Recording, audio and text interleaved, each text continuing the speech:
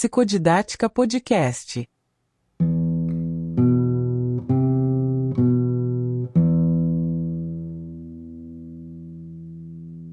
Boas-vindas a mais um mergulho profundo nas ideias que moldam a nossa compreensão do mundo. Olá, hoje a gente tem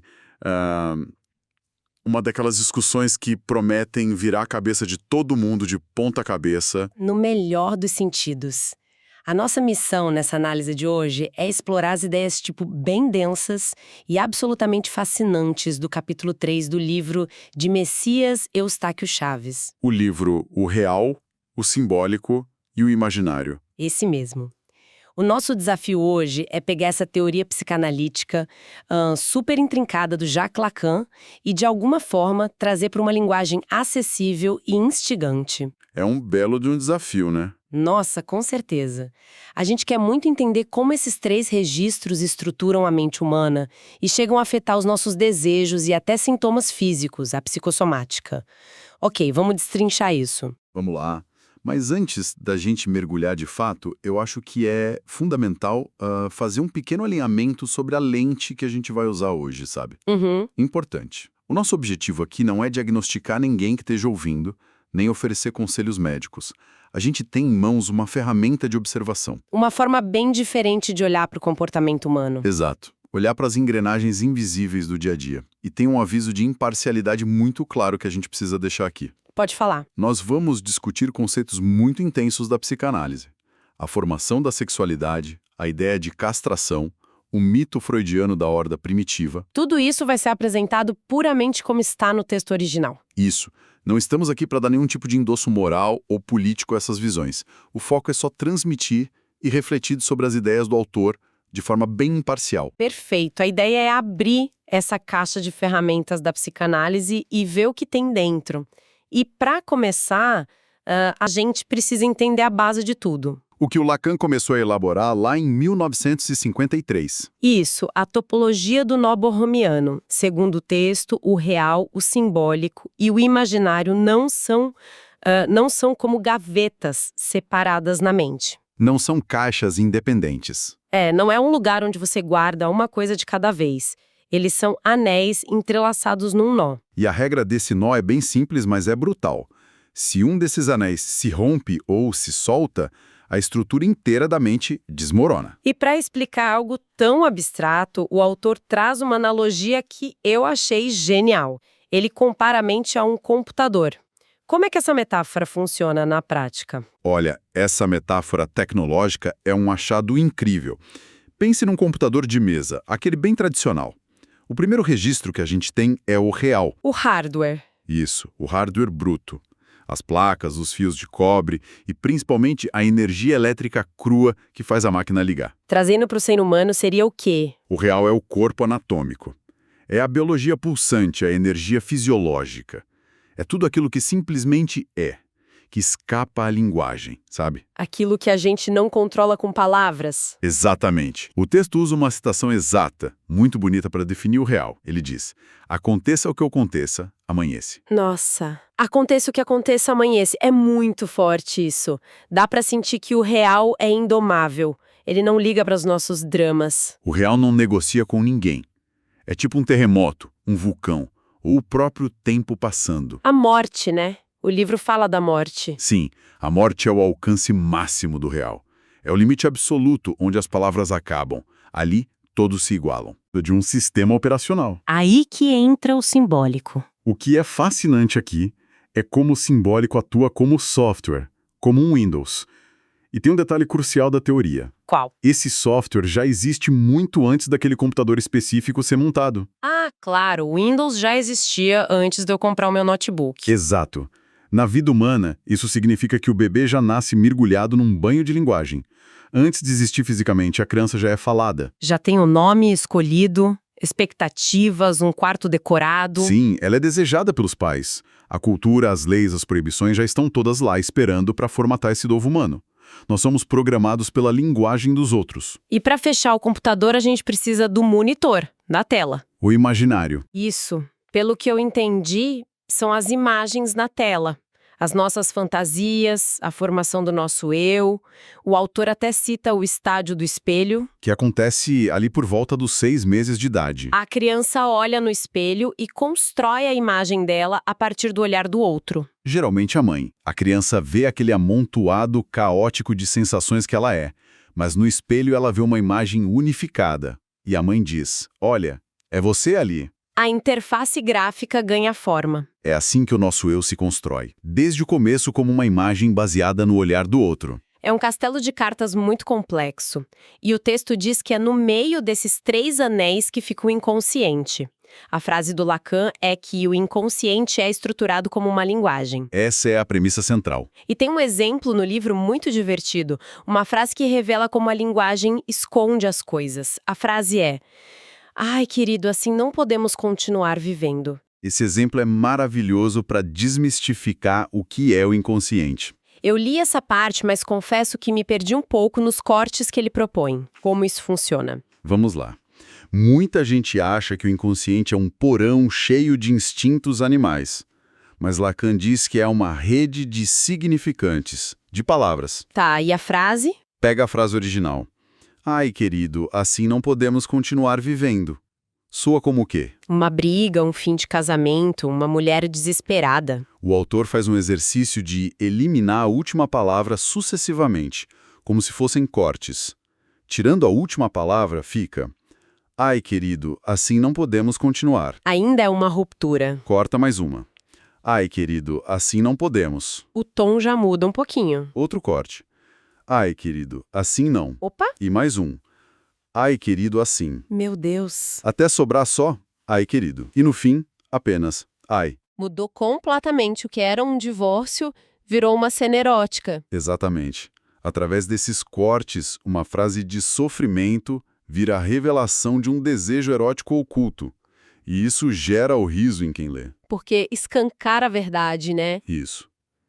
A materialidade das palavras engana na superfície, mas o corte analítico revela o desejo inconsciente. E por falar em desejo, aqui é onde a coisa fica realmente interessante, porque o livro traz isso para o nosso dia a dia. A nossa eterna insatisfação. Sim, a gente vive reclamando e o texto separa brutalmente 3 coisas: necessidade, demanda e desejo. Ele usa a história de um restaurante. Ajuda a gente a separar isso. Claro. A confusão entre essas 3 coisas é a raiz de muita angústia moderna. A necessidade está no campo do real. O hardware biológico. É a fome física. O estômago roncando. Se fosse só necessidade pura, qualquer gororoba em qualquer prato sujo serviria para matar a fome. O oposto da necessidade é a privação. Perfeito, mas nós não somos apenas biologia. Nós somos atravessados pela cultura, então a coisa complica. Entra a demanda. Que é do campo do imaginário. O que é a demanda no restaurante? A demanda é o pedido de atenção. É querer que o garçom traga o cardápio com um sorriso, que você se sinta especial. É uma demanda de amor, no fundo. O nosso eu imaginário pedindo validação do outro. Se o garçom te tratar mal, você sai frustrado, mesmo que a comida estivesse deliciosa. Porque a demanda não foi atendida. O oposto da demanda é a frustração. E aí, chegamos num nível mais profundo.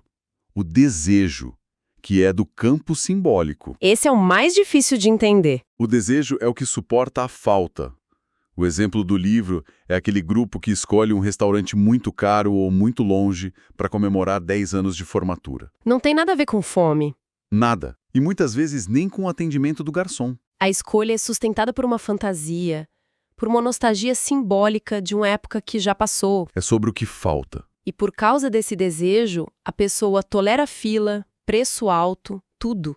O oposto do desejo é a castração, que é o limite imposto pela realidade de que não temos tudo. Isso explica demais a nossa sociedade. A pessoa sente uma angústia simbólica profunda e tenta resolver comprando coisas por impulso ou comendo um hambúrguer duplo. Tentando saciar o desejo com a necessidade. É impossível, estruturalmente. É tentar rodar um software pesado só com a energia da tomada. Gera mais vazio. E para mostrar como essas 3 coisas podem entrar em curto-circuito, o livro conta o caso clínico de José de X. Um caso fascinante de psicossomática. Começa muito banal. A esposa dele tinha um cabelo longo maravilhoso. Um dia ela vai no salão e corta bem curto. Uma coisa do cotidiano. Mas o José entra em colapso. Ele perde o rumo, sente uma angústia física sufocante. A esposa fica super chateada, exigindo que ele ame ela por quem ela é. Que é a demanda de amor dela. Exato. Mas por que um corte de cabelo destrói o homem desse jeito? Porque pro inconsciente do José, aquele cabelo não era só estética.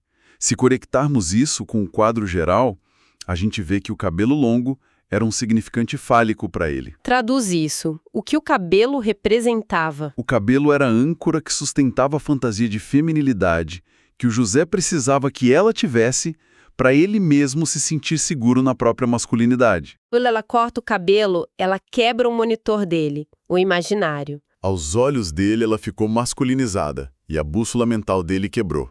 Mas a análise mostra que o problema não era ela.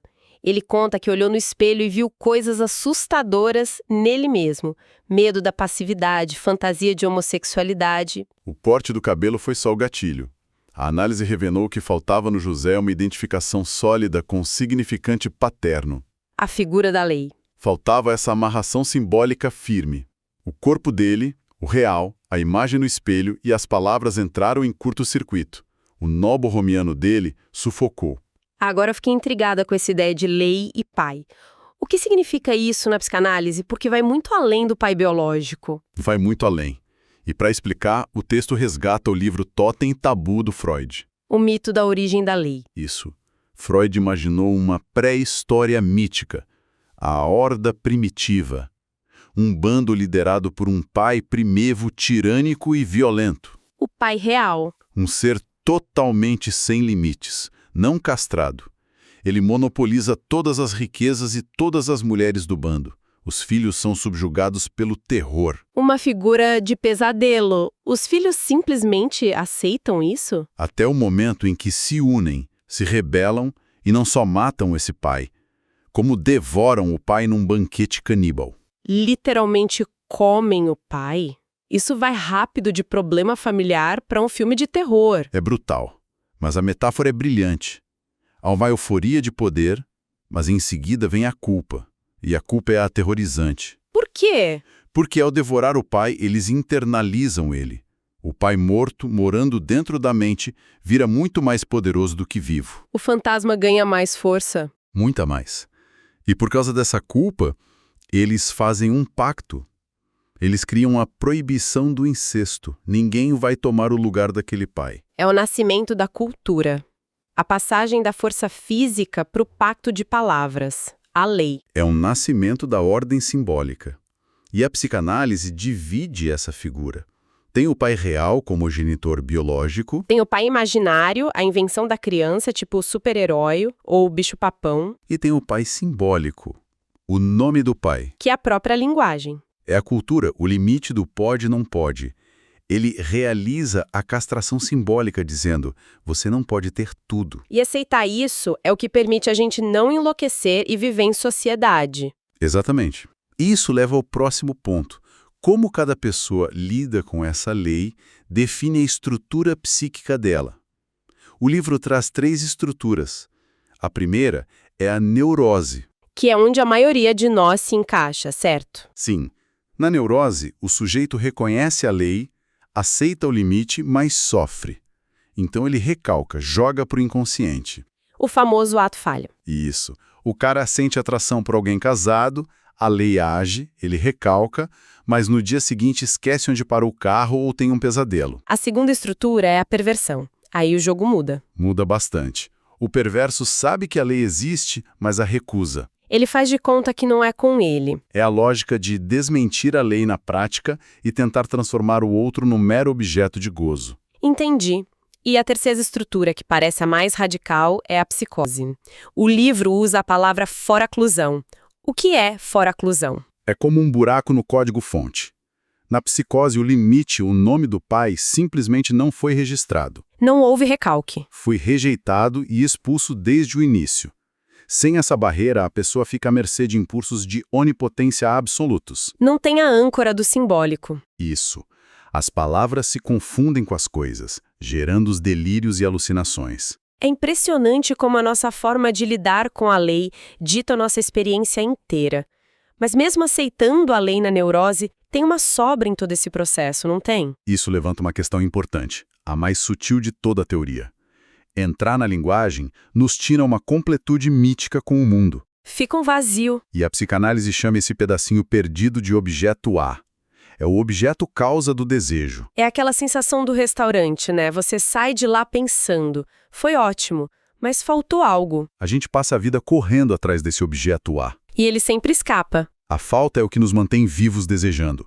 O perigo é quando essa distância diminui muito. Quando falta a falta. E aí surge a angústia. A angústia toca o real. A angústia não mente. É o alarme de que o nó está apertando. E para evitar ser engolido, Lacan depois introduziu um quarto anel, o sintome. O sintoma é a amarração final. É o jeito único de cada pessoa lidar com a própria dor, amarrando firmemente o real, o simbólico e o imaginário. Sem ele, a gente ser engolido pela natureza caótica. O que Freud chamava de a coisa.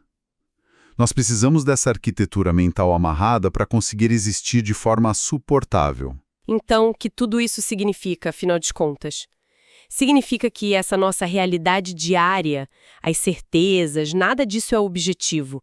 É uma ficção altamente complexa. Uma ilusão necessária, mantida pelo equilíbrio dos três anéis. O que a gente sente, o real. As nossas imagens, o imaginário, e as palavras que ordenam tudo, o simbólico.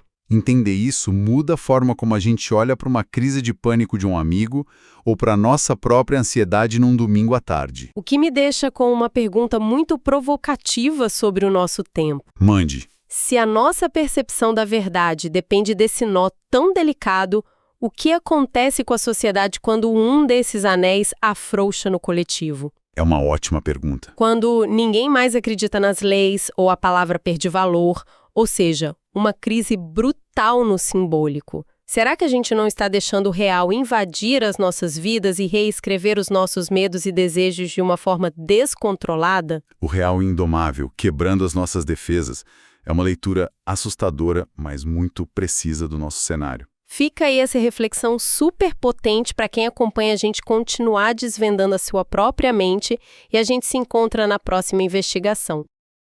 Você ouviu Psicodidática Podcast.